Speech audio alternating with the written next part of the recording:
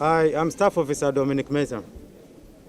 I am the head of the Anti-Human Trafficking Unit at the Economic and Organized Crime Office in Ghana.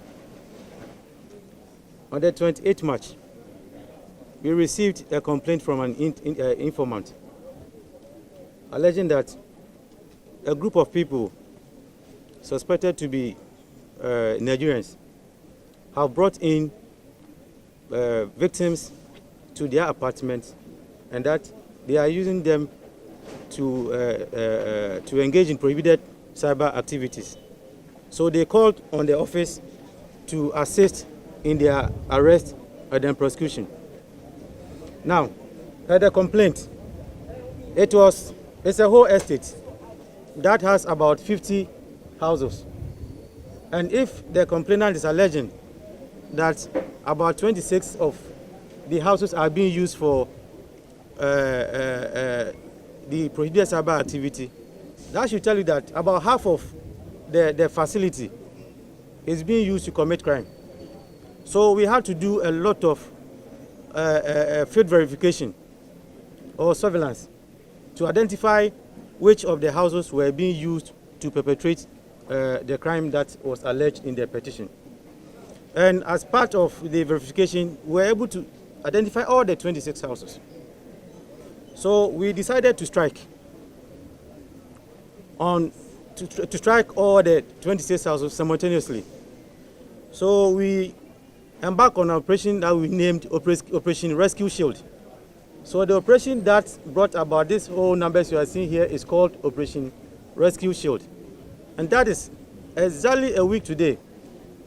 By 3:30 a.m., we were at the estate with a group of men, from the National Security and then the Ghana Police Service. So we were able to conduct a search into all the 26 houses that we identified. And after that, we arrested. By that time, we didn't know who was a victim and who was a suspect. So we arrested close to 233 individuals. Then they were brought to the office for screening. It was after the screening that we realized that these were the suspects and then these were the victims. And some were also Ghanaians that we have to deal with in Ghana. So this whole assignment came as a result of the complaint that we received from an informant in Ghana. One of them was brought a day before we went in for the assignment. Some had been there 8 weeks, others years, others 2 years, 4 years, some even 5 years. Now, what we realized is that some of them, because of their long stay in the house or their experience in the house, their main bosses are in Nigeria here, and that they are the ones fronting and then instilling discipline in their new recruits in the house. Yes, so the victim, the suspect, that is mostly their job. About 25 of them, that is what they are doing. The main chairmen are in Nigeria, and then those that were arrested, the suspect you see there now, were the ones fronting for the chairman in Nigeria. And by that, they were to make sure that the new recruits or the boys that they bring there don't run away, and they work as planned. In the first place, most of the victims came through unapproved route. So if we were to even take them on that, we could have prosecuted them because they are undocumented migrants in Ghana. And as I speak with you, the owner of the facility is also going through investigations. You understand? Because we believe that in all this, he also has a role to play. So, like you are talking about aiding and abetting, if the owner had not the facility had not given his room or his apartment for these suspects, there's no way they could have done that. So obviously, Nigerians couldn't have come to Ghana and then engage in what they did. So there are people in Ghana who are behind them. So for those ones, we are going to go after them, as we have started with the owner of the estate. As I speak with you, we have some of the suspects that we are prosecuting in Ghana. We brought these ones to Nigeria because of the numbers, you understand. And the complaint that we were getting from them, the complaint of sickness, about half of them, more than half of them were complaining of sickness every other day. So we felt that it would be proper for them to come back to Nigeria whilst they are receiving treatment. Then NAPTIP will help with the prosecution. And then also, most of the recruiters, the main suspects are in Nigeria here. So when you bring the suspects we have here, the suspect and the victims we have here to the NAPTIP, that will help them in arresting the other victim suspects that are also in Nigeria. That is why we brought this set of victims and then the suspect. But subsequently, if we get some that we feel that it's right for us to prosecute, we'll prosecute in Ghana. I just want to admonish the youth that Ghana and Nigeria are the same. What is happening in Ghana is the same thing that is happening here. So don't be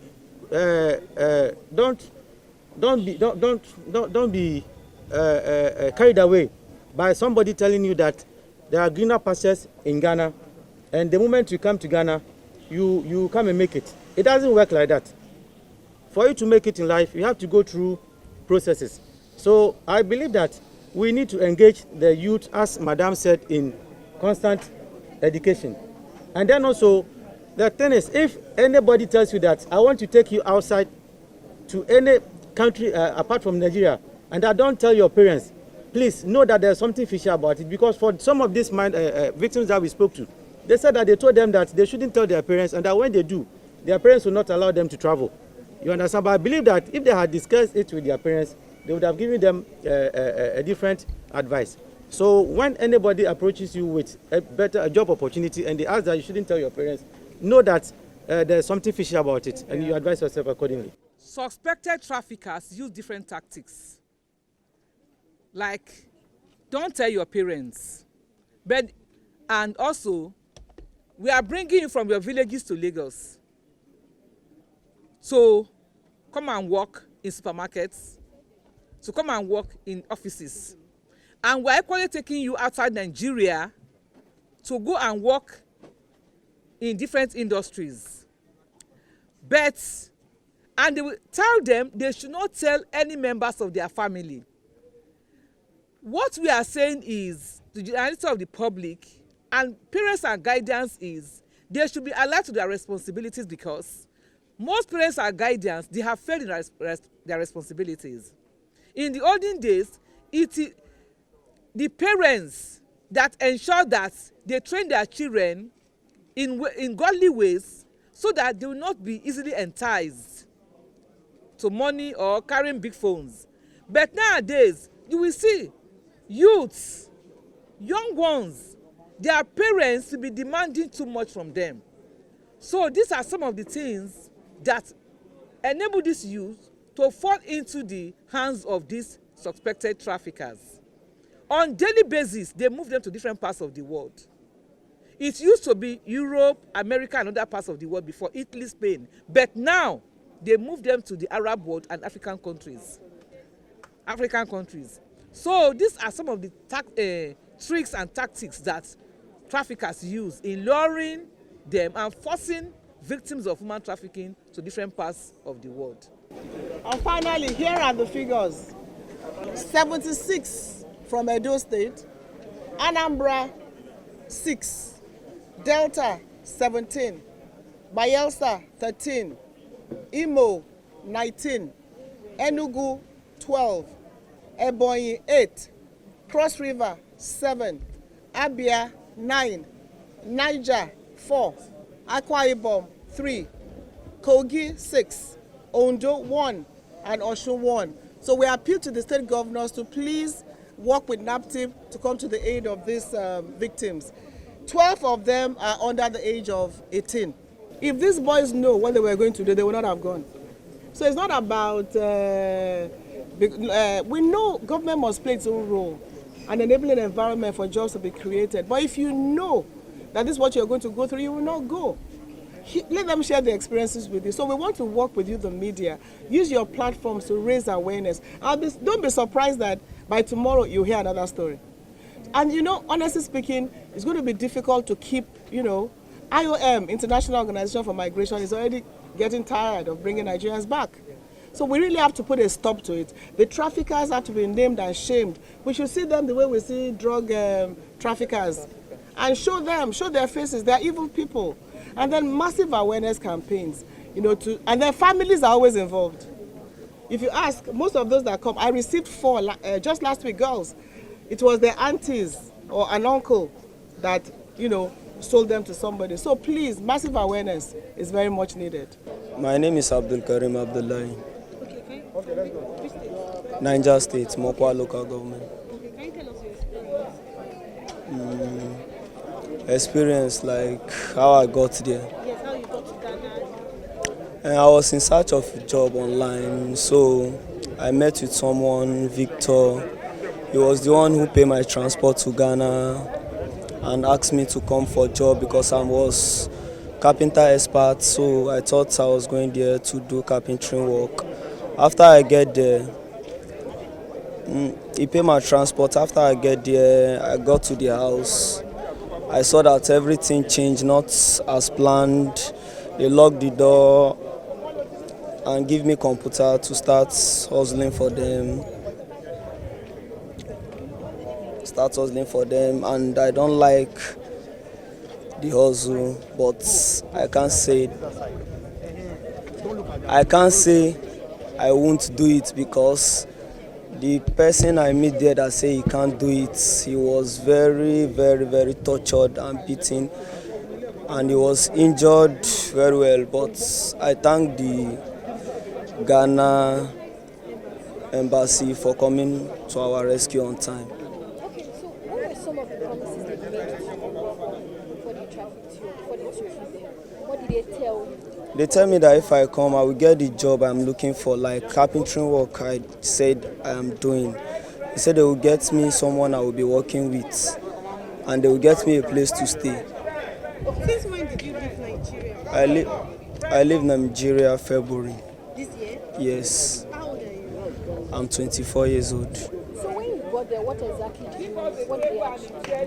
They asked me to do internet fraud instead of carpentering work. And we were locked up inside the house. We can't go out from the house. Neither am I suspect, but I was picked from my boyfriend's place. So the day they came to the house, they broke into the house and packed everybody, including my boyfriend and the boys. And they also picked me along. That is how I ended up being here. I don't know. I think Iran, but there are some victims, the suspects are there.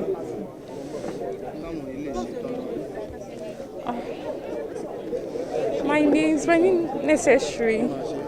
Is my name necessary? So many people have your name, similar name. So just say Benita. They never promised me they would give me money. He just told me that when I go there, I'll make my own money. That then if I come back, then I'll start my own business. I was working under my boss. Then I was paying him 6,000 naira a week. But sometimes, most week, this barbing work, most weeks, some weeks, you see the money to pay.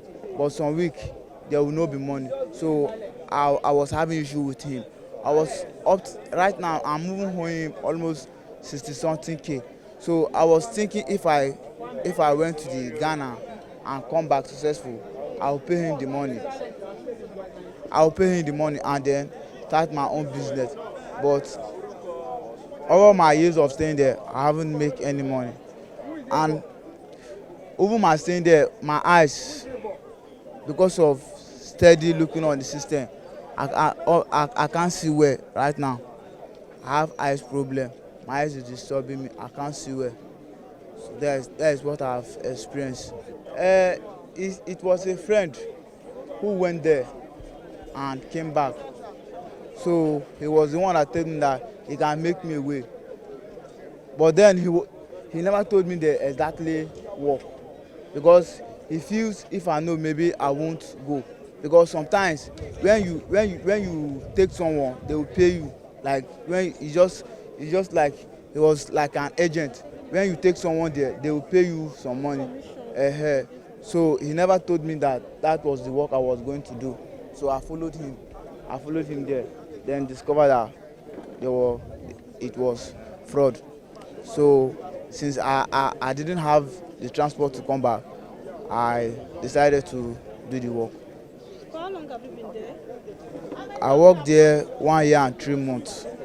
3 months. How old are you? I'm 22 years. What's your name? I'm John Austin, From which state? Benue State, but I currently live in Abuja. And have you been speaking with your family members since you left?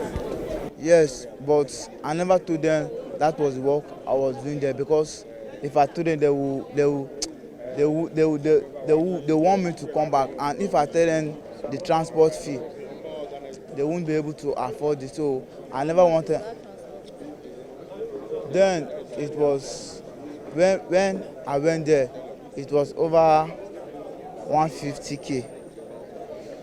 So affording it, I see that I never wanted to bother them, because I know affording the money will be hard for them. So I just told them that I was working for someone, hoping that when the money comes, then I will go back. But then I never had any money. How were they treating you when you were there? Like the welfare, were they giving you food? How were you living? For the food, we usually eat 1 time a day. But for me, I was trying to hustle for money so that I can start my own business. So I just take it as normal, because nothing good coming. So I was just as in managing with the feeding. So how were you hustling for money? They told me that with the pressing I can get money from it. So that was what I was doing. But they never gave you money. They never gave me money. Rescue you. Yes. So how do you feel now coming back to Nigeria to reunite with your family? Right now, you know, when I went there, I told him that I was working. But right now I'm going back home, empty-handed, nothing. I feel ashamed of myself, because there's nothing. Like they feel like my father feel like his son is abroad working. Then I'll go back now. Look at me. I just look. I'm just confused. But they say when there's life, there's hope. So I'm still believing in God that as far as I'm alive, there's hope.